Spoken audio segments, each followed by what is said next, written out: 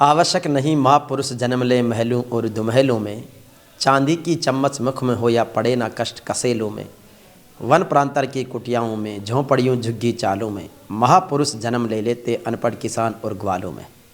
ऐसे खास शख्सियत से आज परिचय करवाने जा रहा हूँ।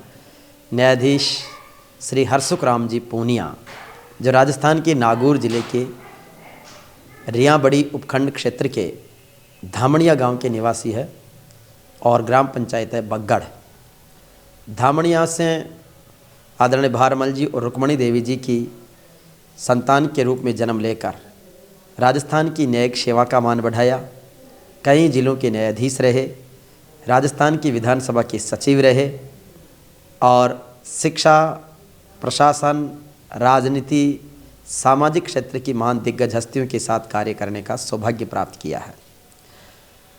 आज ऐसी शख्सियत से मिलकर मैं अपने आप को बहुत गौरवान्वित महसूस करता हूँ, जिन्होंने अपने गांव की मिट्टी के कर्ज को भी चुकाने का विनम्र प्रयास किया है। गांव में माता पिता की मूर्ति लगवाकर अपने परिवार के संस्कारों को विकसित किया, लोगों को प्रेरणा दी, गांव के युवाओं को, ज़रूरतमंदों को आगे बढ़ाकर पे बैक टू सोसाइटी के थ्योरी को इम्प्लीमेंट किया और गांव की गुवाड़ में एक बड़े कैंपस में अपनी माँ के नाम से एक शिक्षण संस्थान की शुरुआत करके शिक्षा की इस संजीवनी को देश और दुनिया में एक उदाहरण के रूप में पेश किया।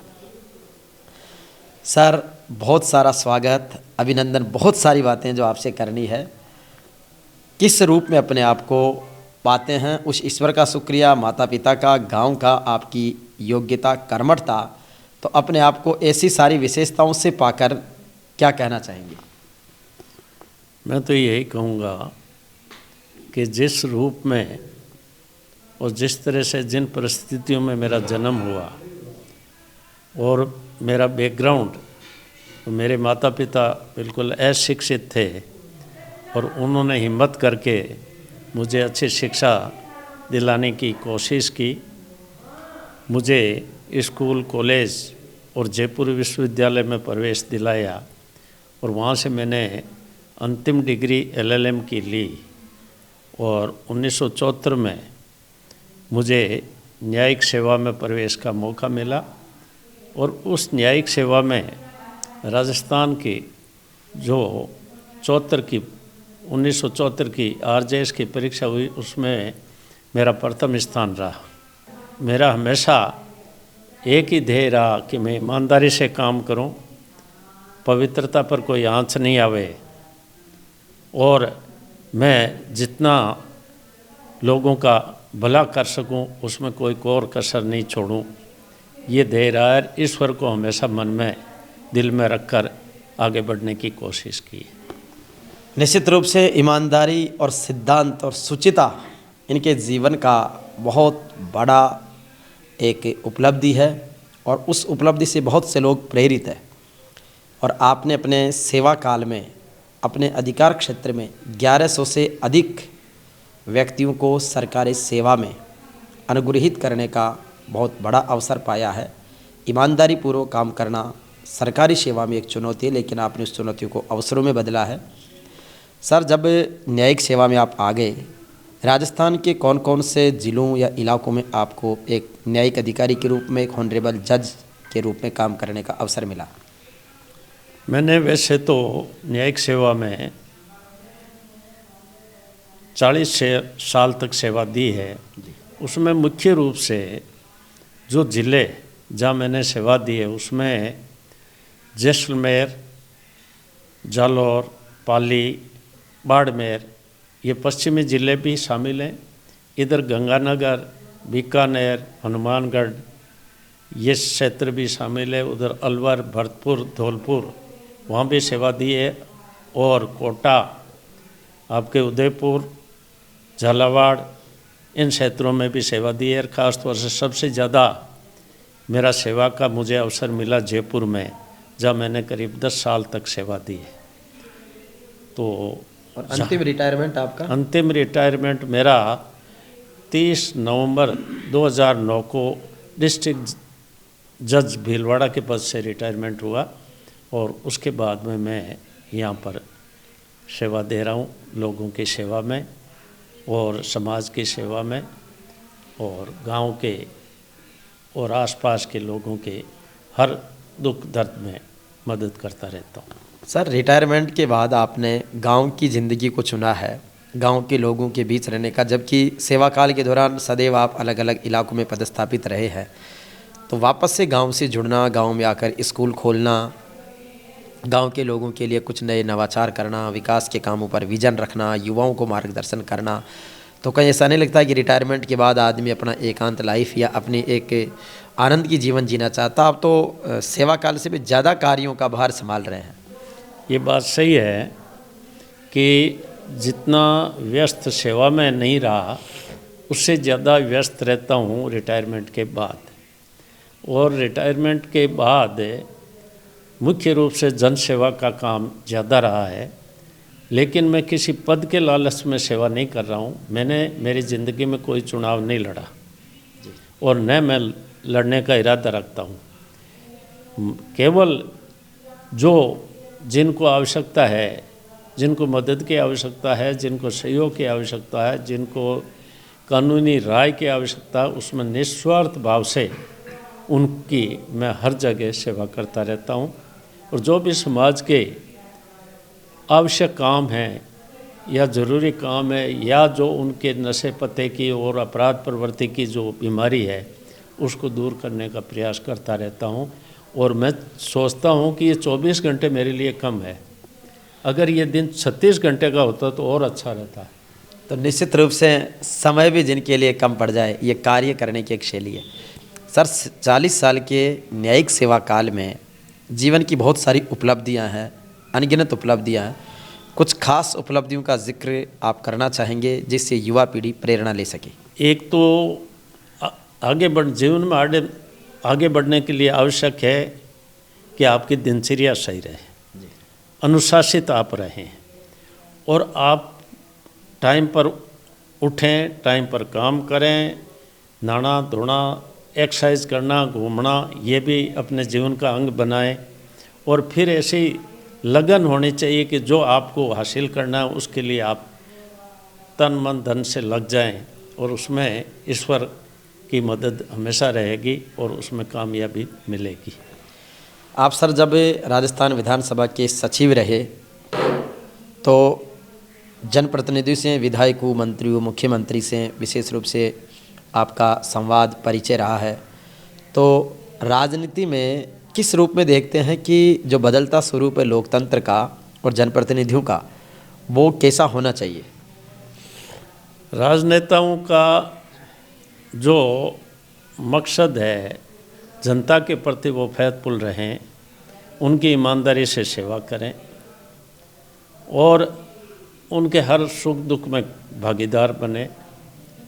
लेकिन अब कुछ से काफ़ी हद तक के विकृतियां भी आई है, जिसमें ज़रूरत पड़ती है तब तो ऊंची नीची बात करके वो चुनाव में वोट ले लेते हैं और उसके बाद जो उनका फ़र्ज़ है वो पूरा नहीं कर पाते। ऐसे भी नेता हैं और अच्छे भी हैं, दोनों प्रकार के नेता हैं। और उनको मेरा तो यही है कि जब आपने उनका अमूल्य वोट लेकर जो पद हासिल किया है उसके कर्तव्यों का पूरी तरह से निर्वहन करें, ईमानदारी से करें, मेहनत से करें, लगन से करें। सर, इस सेवा काल में राजनीतिक रूप से किन्हीं लोगों ने आपको प्रेरित किया जिनकी कार्यशैली को आप लोकतांत्रिक मूल्यों की से बहुत ज़्यादा प्रेरित मानते हैं कि उन्होंने राजनीतिक जीवन में एक शुचिता कायम की है? मैं इसमें सबसे ऊपर जो स्थान देता हूँ वो है बलदेव राम जी मिर्धा साहब। उन्होंने उस वक्त शिक्षा की अलग जगाई, जिन्होंने राजकीय सेवा में रहते हुए लोगों की मदद की और उसके बाद में समाज के लिए उन्होंने अपनी सेवा से सेवानिवृत्ति ली उम्र से पहले और फिर समाज के कामों में लग गए। गांव-गांव के विद्यार्थियों के लिए कि उनको शिक्षा का मौका मिले, उन्होंने किसानों के लिए किसानों के छात्रों के लिए छात्रावास बनाए, पढ़ने के लिए प्रेरित किया, सेवा में आने का उन्होंने मौका दिया। और दूसरा मैं सबसे बड़ा जो मानता हूँ जो समाज के हित में और हमारे हित में नाथूराम जी मिर्धा साहब का, उन्होंने भी किसानों के लिए, समाज के लिए हमेशा संघर्ष किया और लोगों को आगे बढ़ाने में पूर्ण सहयोग दिया, जिससे किसान, इस इलाके के किसान काफ़ी जागरूक रहे और आगे बढ़े। तो निश्चित रूप से बलदेव राम जी मिर्धा और नाथूराम जी मिर्धा जो एक ऐसे हस्ताक्षर हैं जिन्होंने बड़ा कार्य किया है, और बलदेव राम जी मिर्धा के द्वारा 1932 में स्थापित मेड़ता सिटी के श्री किसान छात्रावास में आदरणीय जज साहब ने 2 कमरों का भी निर्माण करवाया और उसमें सदैव हमेशा सहयोग देते रहते हैं। सर, आप जब राजस्थान विधानसभा के सचिव थे तो एक विश्व भ्रमण पर, जिसके अपन अध्ययन भ्रमण कह सकते हैं, तो वो कैसा अनुभव था, कौन से साल का था और दुनिया को आपने नज़दीक से देखा है, क्या संदेश देना चाहेंगे? मैं विधानसभा का सेक्रेटरी था, तब विधानसभा के केवल 4 सेक्रेटरीज़ का चयन हुआ विदेश भ्रमण के लिए, और वो स्टडी टूर भी था और कॉमनवेल्थ पार्लियामेंट्री जो कॉन्फ्रेंस थी कनाडा में, उसका भी प्रोग्राम था। विधानसभा के पूरे भारत के अध्यक्ष थे, लोकसभा के और राज्यसभा के सभापति और अध्यक्ष थे, और हम सब का भ्रमण रहा। तो हमने उस वक्त महत्वपूर्ण 10 देशों की यात्रा की और 45 दिन तक हमारा ये टूर चलता रहा। सरकारी खर्चे पर हमें बहुत ही सुविधाजनक तरीके से 5 और 7 स्टार होटलों में रोका गया, और उसके बाद उनकी तरफ से हमें दर्शनीय जो भी स्थान थे भ्रमण के दौरान उन्होंने अपनी एम्बेसी के ज़रिए सेवाएं दी, और हम 45 दिन तक अलग अलग देशों में यात्रा पर रहे, वहाँ का अध्ययन किया, और हमें काफ़ी अलग से बहुत ही बढ़िया अनुभव रहा विदेश यात्रा का, जिसमें चेकोस्लोवाकिया, ब्रिटेन, इंग्लैंड, आपके फ्रांस, जर्मनी और Canada, USA, Japan, Australia, New Zealand और सिंगापुर, इन जगह पर हमने यात्राएं की। काफ़ी कुछ सीखने को मिला, अच्छा नॉलेज रहा। हमारे साथ हमारी विधानसभा अध्यक्ष सुमित्रा सिंह साथ रही। एक सर, अभी आपको अखिल भारतीय जाट विश्राम स्थली का अध्यक्ष बनाया गया है समाज के द्वारा, जो अंतर्राष्ट्रीय तीर्थराज पुष्कर में है। 1925 में वहाँ पर सर छोटू राम जी ने एक बड़ा अधिवेशन किया था। उसके बाद से लगातार अधिवेशन होते आ रहे हैं, शताब्दी वर्ष आने वाला है। नए अध्यक्ष के रूप में क्या विजन देखते हैं कि वहाँ पर काम करने का स्कोप, समाज को शिक्षित और विकसित करने का संदेश, और वहाँ के विभिन्न रचनात्मक कार्यक्रमों से समाज को जोड़ने की एक नई मुहिम? ये मुझे ये जिम्मेदारी सौंपी गई है अखिल भारतीय जाट विश्राम स्थली पुष्कर के अध्यक्ष के रूप में। मैंने वहाँ का पूरी तरह से अवलोकन किया है, और उसमें ख़ास तौर से जो भवन 70 कमरों का बना हुआ है, उसमें जो भी कमियां है वो भी मैंने नोट की है। उन कमियों को, जो टूट फूट है, उनको दूर करेंगे, और उसके बाद में उसमें जो भी बिजली पानी के कनेक्शंस वगैरह हैं या एसी और गीज़र जो सही हालत में नहीं है, उनको ठीक कराएंगे, और बड़ा सुंदर तरीके से उसका पेंट वगैरह कलर सब करवा के उसके बाद में आगे का कार्यक्रम, जिसमें आम लोगों की राय है कि खाली जगह जहाँ है वहाँ एक ऐसा होटल बनाया जाए जिसमें जिनकी पेइंग कैपेसिटी अच्छी है वो उसमें ठहर सकें, और इसमें जो जाट विश्राम स्थली को किराए के रूप में भी अच्छी राशि मिलती रहे, इसका डेवलपमेंट भी आगे होता रहे। तो उसके बाद बड़े आयोजन करने का भी मतलब दिल में पूरी बात ठान रखी है कि इसमें बहुत अच्छे प्रोग्राम करवाएं। हर साल एक बड़ा आयोजन कराने का विचार है। उसमें जो सबकी राय होगी उनकी राय लेकर एक अच्छा सा ज़ोरदार आयोजन करवाएंगे, और इसको आगे और ज़्यादा अच्छा लाइमलाइट में लाने के लिए, अच्छा रूप देने के लिए सबसे चर्चा करके और आगे बढ़ेंगे। निश्चित रूप से सामाजिक प्रतिबद्धताओं के लिए ये है। अभी सर हमने आपके घर पर कुछ छाया चित्र, कुछ मोमेंटोज देखे विदेश यात्रा के, राजस्थान के विधानसभा में मुख्यमंत्री को आप सर्टिफिकेट दे रहे हैं वो, इसके अलावा आपके माता पिता के साथ, बच्चों के साथ। व्यक्ति के जीवन का पैमाना ये मानता है कि अगर आपने सद्कर्म किए हैं तो वो आपकी योग्य संतान के रूप में और आपके वैल्यूएबल एसेट्स के रूप में डेवलप होते हैं। तो अपने परिवार को किस रूप में देखते हैं, और जैसे फैमिली में कौन कौन है, और वो आपके संस्कारों की सीख लेकर, आपकी शिक्षा लेकर किन चीज़ों में, किस क्षेत्र में अपने आप को सुशोभित कर रहे हैं? मैंने हमेशा समाज की सेवा के साथ साथ परिवार का भी पूरा ध्यान रखा है।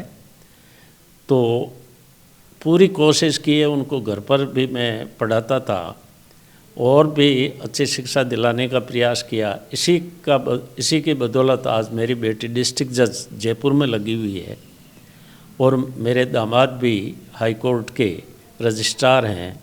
मेरी पुत्र वधू एसोसिएट प्रोफेसर के रूप में सेवा दे रही थी, उनका भी अभी डेपुटेशन जयपुर में इलेक्शन डिपार्टमेंट में डिप्टी डायरेक्टर के रूप में वो काम कर रही है।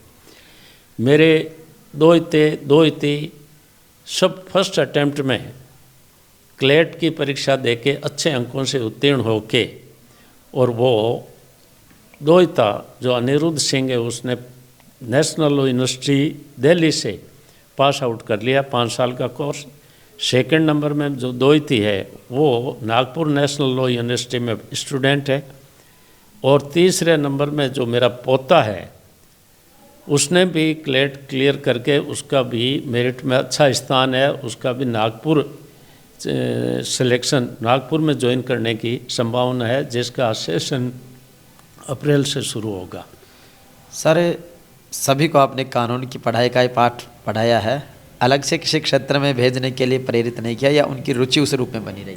नहीं, हमने हमेशा उन बच्चों की रुचि का ही ध्यान रखा, और जिसमें जो बच्चों की रुचि थी उसमें उनको स्वतंत्र रूप से छोड़ दिया कि भाई आप क्या चाहते हो। तो उन्होंने हमें देखा, उनके माता पिता को देखा, और जिस रूप में हमने सेवा दी, और हम हमारी सेवा से पूरी तरह संतुष्ट हैं कि हमने हमारा फ़र्ज ईमानदारी, लगन से और चेष्टा से पूरा किया, इसलिए उन बच्चों पर वो असर आया, इसलिए उन्होंने ये न्यायपालिका का क्षेत्र ही चुना। सर आपने धामणिया ग्राम में एक स्कूल शुरू किया है, गांव के चौक डेवलप किए हैं, यहाँ पर मंदिरों का जीर्णोद्धार वगैरह करवाया है। तो गांव के बीच में काम करके किस तरीके की अनुभूति है, और पे बैक टू सोसाइटी की जो थ्योरी है उसको आप किस रूप में इम्प्लीमेंट कर रहे हैं? मैं हमेशा गाँवों से जुड़ा रहा, मैंने सेवाएं दी, बाहर दी हमेशा ही। ज़िले में पोस्टिंग कभी हुई नहीं, न होती है हमारी, लेकिन फिर भी मैंने कोई भी अवकाश का दिन था या रविवार था, उसको हमेशा उस पर मैंने मेरे गांव और गांव के आसपास रिश्तेदारी में आना जाना जारी रखा। मैं कभी गाँव से दूर नहीं रहा, पूरी सेवा काल बिताई। मेरे साथ वाले करीब 95% लोग शहरों में बस गए, लेकिन मेरा आवास जरूर जयपुर में है, लेकिन मेरा 90% समय गांव में ही गुजरता है, और गांव के आसपास में जो भी मिलना जुलना या सामाजिक कार्य या धार्मिक कार्य है उसमें मैं भाग लेता रहता हूं, और बड़ी रुचि रखता हूं उनमें, और मैं संतुष्ट हूं गांव में काम करने के लिए, गांव में रहने के लिए, और मुझे खुशी होती है कि मैं सही जगह पर हूं। और गांव के जो समाज में व्याप्त बुराइयां हैं या उनके आपराधिक प्रवृत्ति की आदत है या नशे की आदत, उनको छुड़ाने के लिए मैं अभियान छेड़ता हूं, और उसमें मुझे कामयाबी मिल रही है।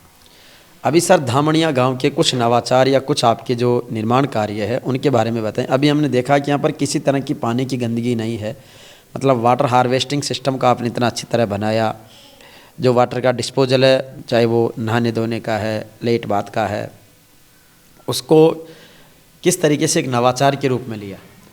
ये मैंने 2003 से ये कार्य शुरू किया मेरे गांव में ही। तो गांव की एक अलग इनकम है जी।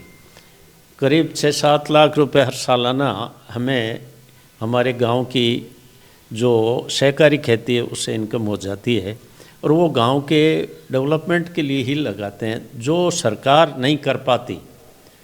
जिन कामों के सरकार से पैसे नहीं आते, गांव में उन पैसों की ज़रूरत है, वो पैसे हम गांव वालों को देते हैं।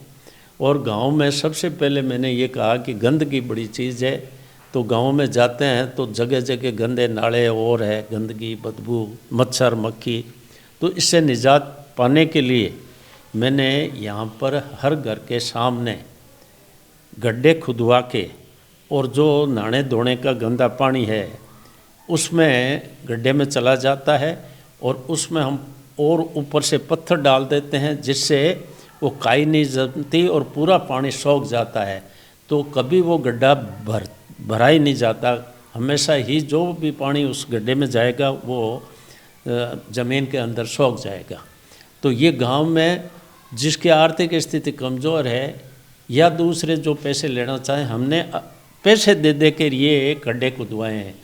और आज की तारीख में गांव में आप चारों तरफ घूमो तो घर के सामने पानी दिखेगा ही नहीं। तो लोग अमूमन चर्चा करते हैं कि आपके गांव के लोग नहाते नहीं हैं, क्या स्नान ही नहीं करते, पानी कहाँ है, बाहर पानी नहीं देखा। पानी नहीं देखने का कारण यही है कि वो सब पूरा का पूरा अंदर चला जाता है खड्डों में, और बाहर पानी आता ही नहीं है, गंदगी नहीं है, मच्छर नहीं है, मक्खियाँ नहीं है, और यहाँ बीमारियाँ भी नहीं हैं। तो ये स्वच्छता के संदेश को आपने बहुत अच्छी तरीके से इम्प्लीमेंट किया है। और भी गांव में जो सामाजिक वातावरण है धामणिया का, वो किस तरीके का है, जातिगत रूप से, सामाजिक रूप से, धार्मिक रूप से, या कि मंदिर, आस्था के केंद्र, सामुदायिक स्थल, उसके बारे में? यहाँ मुख्य रूप से 40% जाट परिवार हैं और 60% अन्य जातियाँ हैं, जिसमें मुख्य रूप से रेबारी या रायका कह दें, ब्राह्मण हैं और नाई हैं, नायक हैं, मेघवाड़ हैं, ये जातियाँ हैं। और यहाँ मुख्य रूप से धंधा खेती का है। इन सर्विस में तो हो सकता है 10-1% हो, लेकिन ज़्यादातर मुख्य रूप से खेती का ही काम है। धार्मिक प्रवृत्ति के लोग हैं, इसलिए यहाँ रामदेव जी का मंदिर भी है। उसका भी मैंने जीर्णोद्धार करके, 4 दीवारी करके, पेड़ पौधे लगवा कर बड़ा सुंदर बनवाया मेरे खुद के खर्चे से। उस वक्त काफ़ी समय हो गया, 5 लाख रुपए मैंने खर्च किए थे। उसके बाद अब तेजा जी के मंदिर का निर्माण शुरू किया है, तो वो भी इड़वा की तर्ज पर अच्छा मंदिर बनाने की मेरी कोशिश है, जिसमें आम लोगों से सहयोग लेकर और इस मंदिर को पूरा करेंगे। गांव में सार्वजनिक स्थानों पर 3 भवन बनाए हैं जी, वो मैंने अपने प्रयास से खुद ने बनाए हैं, आर्थिक सहयोग गाँव वालों का लिया है। और फिर उसमें अब जो भी शादी या दूसरे कोई पर्व, सामाजिक पर्व होते हैं, तो ये बारातें वगैरह इनमें ठहरती है और गुवाड़ के चौक में वाहन खड़े हो जाते हैं। तो प्राइवेट घरों में कोई डेरा वगैरह नहीं लगता, बल्कि ये सामाजिक स्तर पर ये काम होता है। उसमें लोगों को बड़ी सुविधा मिलती है। इसमें सभी तरह से आम लोगों को काफ़ी, इनका कोई किराया नहीं लगता, उनको फ्री सेवा दी जाती है। तो ये गांव में भी रुचि रहती है कि हर तरह से गांव सुंदर रहे। गांव में आजकल सब प्रकार की सुविधाएं हो गई है, इसलिए मैं ये महसूस नहीं करता कि कोई दिक्कत है यहाँ। एक सर, आपने अपनी माँ के नाम से रुक्मिणी विद्यापीठ का संचालन किया है। वो माँ के प्रति एक श्रद्धांजलि भी है और शिक्षा का एक उजियारा भी है। वो किस तरीके का विचार आया और उसको किस तरीके से आपने शुरू करके एक संस्थान बनाया? मैं 2009 में रिटायर हुआ। उसके बाद में मैंने विचार किया कि रिटायरमेंट के बाद में एक ऐसा काम करूं जो याददाश्त बन जाए। तो मेरी माता पिता जी ने, जो खुद अशिक्षित थे और उन्होंने इतना बड़ा काम करके मुझे LLM तक पढ़ाया, तो मेरे मन में भी आया कि मैं गांव और गांव के आसपास के बच्चों के लिए शिक्षा का एक केंद्र खोलूं और उसमें कम से कम उनसे फीस वसूल करके और उनको अच्छी शिक्षा दें।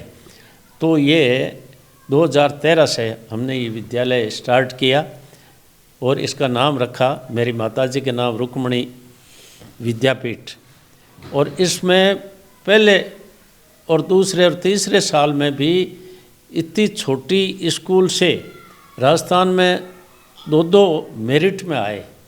राजस्थान में उनका नाम आया, जिले में 3 लड़कों ने अपनी जगह पाई। तो शिक्षा के क्षेत्र में फिर पूरा ऐसा ध्यान रखा कि कोई अनअटेंडेड नहीं रहे, टीचर्स ढंग से पढ़ाएं और उन टीचर्स की भी ऐसी योग्यता हो कि वो अच्छी शिक्षा दे सकें। तो ये काम मैंने इसीलिए किया कि गांव के विद्यार्थी जिनको अच्छी सुविधा नहीं मिल पाती अच्छी शिक्षा की, उनको अच्छी शिक्षा दिलाने की भरपूर कोशिश की। और भी सर गांव से अभी जो है धामणिया गांव के जो युवा है निर्मल चौधरी, उन्होंने राजस्थान विश्वविद्यालय में छात्र संघ अध्यक्ष का चुनाव जीता है। आपने गांव में उनका बड़ा लाड प्यार करके बड़ा मान सम्मान भी किया है। अब युवा पीढ़ी जिस तरीके से आगे बढ़ रही है, तो उन युवाओं के लिए आपका क्या संदेश है?